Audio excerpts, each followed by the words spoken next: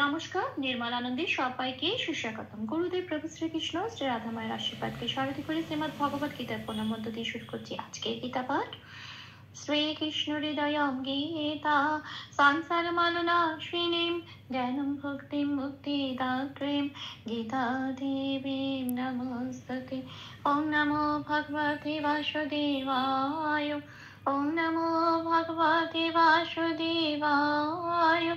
ওম নমো ভগবতে বাসুদেবায়। রাধে রাধে রাধে রাধে রাধে রাধে রাধে রাধে রাধে রাধে। শ্রীমদ্ ভগবত গীতা তৃতীয় অধ্যায় শ্লোক নম্বর 23। यदि ह्यहं न वर्तेयं जातु कर्मण्यतन्द्रितः मम वर्त्मानुवर्तन्ते मनुष्याः पार्थ सर्वशः। আচ্ছা, এখানে প্রথম লাইনের প্রথম পার্টটুকু হচ্ছে যদি ह्यहं न वर्तेयं, এটা আমি বাংলায় বললাম। এবার দেখি এটাকে কিভাবে সংস্কৃততে ভেঙে বলবো। সেই জন্য একেবারে সংস্কৃত উচ্চারণের কাছাকাছি পৌঁছানো যায় তার জন্য একটু প্লাস প্লাস দিয়ে বাংলা হরফে লিখে নেওয়া হয়েছে। কিছু কিছু জায়গায় লাল দেওয়া হয়েছে, যে যে জায়গাগুলো লাল দেওয়া হয়েছে সেই জায়গাগুলো চান্টিংয়ে চলনের সময় উচ্চারিত হবে না, ঠিক তার উপরের ব্র্যাকেটে যে অক্ষরগুলো দেওয়া আছে সেইগুলোই উচ্চারিত হবে। তাহলে প্রথম লাইনের প্রথম পাঠটার সংস্কৃত উচ্চারণ কি হবে একটু দেখি। যদি, যাতে আমি লাল দিয়েছি কেন, তার কারণ পাশের ক্যালেন্ডারে 1 নম্বরে তালিকাভুক্ত করে দেওয়া আছে অন্তস্থ জয়ের উচ্চারণ সংস্কৃততে হস্যই প্লাস অন্তস্থ ইয়। তো অন্তস্থ জটা বাংলায় বলা হয়ে যাবে, সেই জন্য উপরে ব্র্যাকেটে যেটা দেওয়া আছে ইয় এটাই বলতে হবে। দিটা যেমন আছে তেমন, তাহলে শব্দটার উচ্চারণ পেলাম ইয়াদি। আসছে পরের শব্দে হ্যাহং। আচ্ছা, এখানে হয় জফলায় লাল দিয়েছি, তার কারণ জফলার উচ্চারণ বোঝানোর জন্য। জফলার উচ্চারণও 1 নম্বরে তালিকাভুক্ত করে দেওয়া আছে হাস্যই প্লাস অন্তস্থ। এটা শুধুমাত্র জফলার উচ্চারণ যেটা ব্র্যাকেটে দেওয়া আছে, এটা হয়ের সাথে পড়িয়ে দিতে হবে। তাহলে কি হবে, হয় হাস্যই অন্তস্থ হিয়, ঠিক সংস্কৃত উচ্চারণটা হয় জফলার, ঠিক এটা হবে হিয়। আচ্ছা, তারপরের অক্ষর আছে হ এবং অনুস্বর। শব্দের শেষে অনুস্বর থাকলে 6 নম্বরে তালিকাভুক্ত করে দেওয়া আছে, সেটা ময় হসন্ত দিয়ে প্রতিস্থাপিত হয়ে যায়। এখানে অনুস্বরটা ময় হসন্ত দিয়ে প্রতিস্থাপিত হয়ে শব্দটা কিরকম হলো, হিয়ম। এটা আসি পরের শব্দে, পরের একটা অক্ষর আছে ন, এটা পূর্ণরূপে উচ্চারিত করতে হবে ন বলে। তারপরে শব্দ বর্তিয়াম, তয় রেপ আছে, রেপ থাকলে 3 নম্বরে তালিকাভুক্ত করে দেওয়া আছে বয়শূন্য রয় হসন্ত দিয়ে প্রতিস্থাপিত হয়ে যায়। বয়শূন্য রয় হসন্ত মানে অর্ধর, অর্ধরা মানে সে, আর পূর্ণরূপে র বলে উচ্চারিত হতে পারবে না, আগের অক্ষরের সাথে জুড়েই সবসময় উচ্চারিত হবে। এখানে আগের অক্ষর ব, বয়ের সাথে জুড়ে উচ্চারিত হবে ওয়ার বলে। বয় লাল দিয়েছি তার কারণ 2 নম্বরে তালিকাভুক্ত করে দেওয়া আছে বয়ের উচ্চারণ সংস্কৃততে ও প্লাস অ, মুখটা খুলে বলতে হয় ওয়া। তাহলে এখানে হলো ওয়ার, তেটা যেমন আছে তেমন, আর ওয়াম। এখানেও একটা পরে অনুস্বর আছে, শব্দের শেষে অনুস্বর থাকলে 6 নম্বরে তালিকাভুক্ত করে দেওয়া আছে ময় হসন্ত দিয়ে প্রতিস্থাপিত হয়ে যায়। তাহলে শব্দটা কি পেলাম, সংস্কৃত উচ্চারণ ওয়ার্তিয়াম। তাহলে এই প্রথম লাইনের প্রথম পার্টে সংস্কৃত উচ্চারণটা কি রকম হলো, ইয়াদি হিয়াইহাম ন ওয়ার্তে অম। আসে পরের পাঠে জাতু কর্মণ্য তন্দ্রিতা, এখানেও একটা বিসর্গ আছে।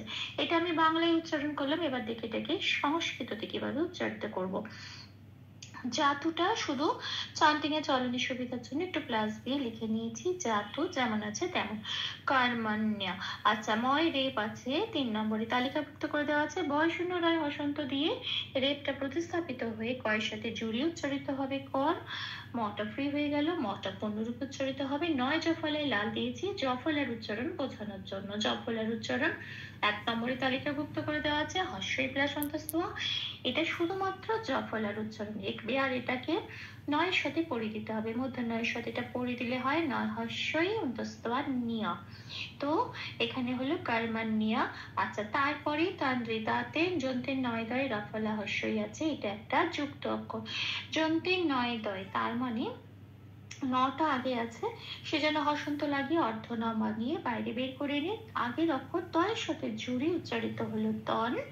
দয়ের ফলা হর্ষটা পড়ে রইল যেমন আছে তেমন। তারপরের অক্ষর ত, এবং এখানে একটা বিসর্গ আছে, দেখতে হবে বিসর্গটা কোথায় আছে। বিসর্গটা শব্দের শেষে যে শুধু আছে তা নয়, এটা একটা পংক্তির শেষ পাঠ, সেই জন্য এই বিসর্গটা 4 নম্বরে তালিকাভুক্ত করে দেওয়া আছে, পূর্ণ হ দিয়ে প্রতিস্থাপিত হয়ে যাবে।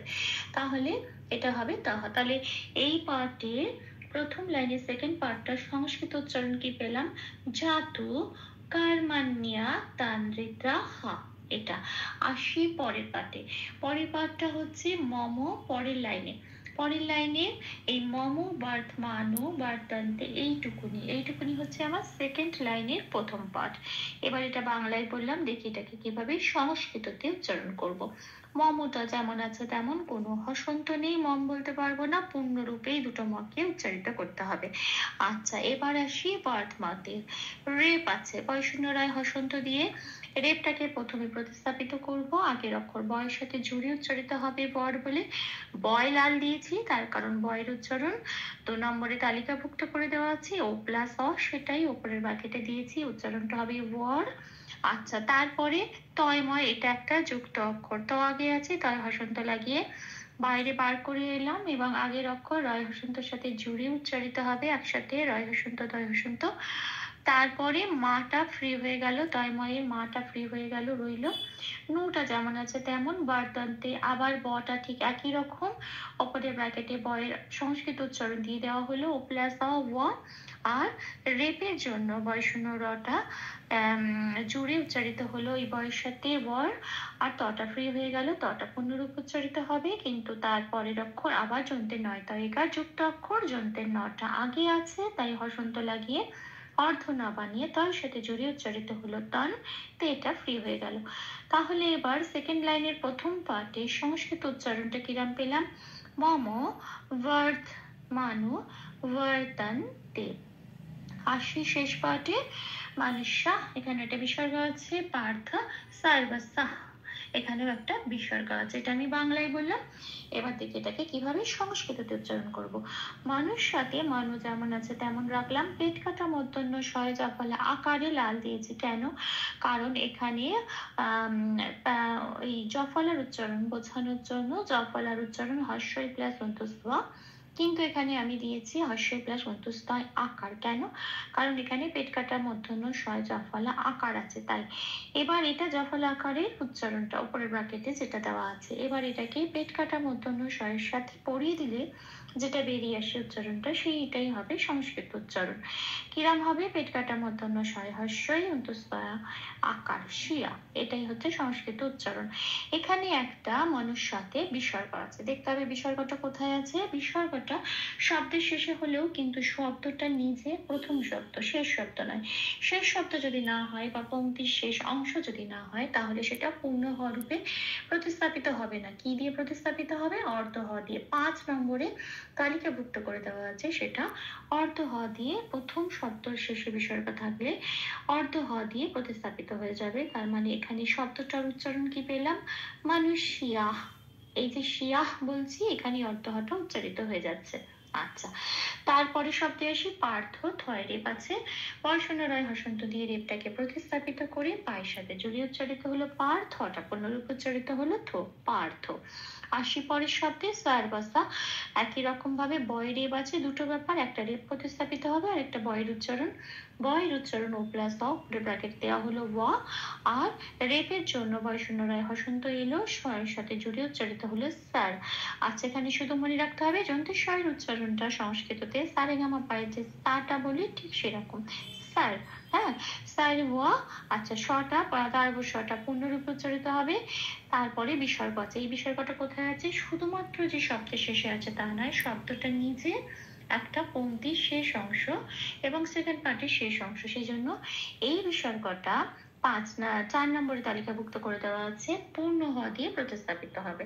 তাহলে শব্দটা কি পেলাম? সার্বা সাহা। আচ্ছা, তাহলে সেই পার্টের সংস্কৃত উচ্চারণটা কি হলো? মানুষ্যা পার্থ সার্বা সাহা। ভুল ত্রুটি ক্ষমা করে দেবেন। অনুশীলনের সুবিধার জন্য 3 বার করে চান্ট করে দেওয়ার চেষ্টা করলাম। यादि ह्यहं न वर्तेयं जातकर्मण्यतन्द्रितः मम वर्तमानुवर्तन्ते मनुष्याः पार्थ सर्वशः। यादि ह्यहं न वर्तेयं जातकर्मण्यतन्द्रितः मम वर्तमानुवर्तन्ते मनुष्याः पार्थ सर्वशः। यादि ह्यहं न वर्तेयं यातु कर्मण्यतन्द्रितः मम वर्तमानुवर्तन्ते मनुष्याः पार्थ सर्वशः। राधे राधे राधे राधे राधे राधे राधे राधे राधे राधे। तप्त कांचन गौरांगीं राधे वृंदावनेश्वरी विश्वभानुसुते देवी तां प्रणमामि हरे प्रेम। প্রভু শ্রাদামার কৃপা দৃষ্টি আমাদের সবার উপর বর্ষিত। ধন্যবাদ। আপনাদের উৎসাহে আমার অনুপ্রেরণা, আমার সকল ভুল ত্রুটির ক্ষমা প্রার্থনা প্রভুর চরণে অর্পণ করলাম। ওম কৃষ্ণায় বাসুদেবায় হরয়ে পরমাত্মনে প্রণতক্লেশনাশায় গোবিন্দায় নমো নমঃ। শ্রীকৃষ্ণার্পণমস্তু। জয় শ্রীকৃষ্ণ।